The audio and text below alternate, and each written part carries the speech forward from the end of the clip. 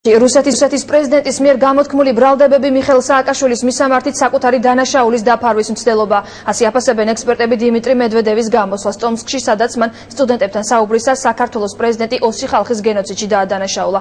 მედვედევმა ისიც აღნიშნა, რომ მიხეილ სააკაშვილმა პირველ რიგში საკუთარი ხალხის წინაშე უნდა ააგოს პასუხი.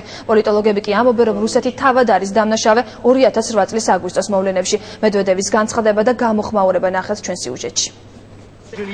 რუსეთის პირველი პირი დარწმუნებულია, რომ საქართველოს პრეზიდენტს ადრე თუ გვიან გაასამართლებენ.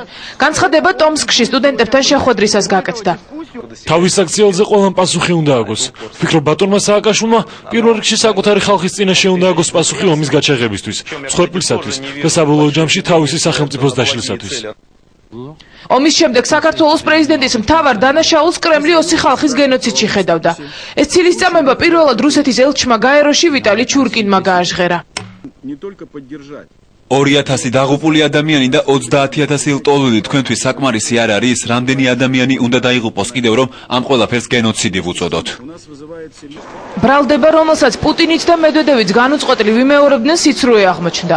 თავად რუსეთის პროკურატურის გამოძიების შედეგებით რუსეთს საქართველოს ომს 162 მშვიდობიანი მოქალაქე ემსხვერპლა.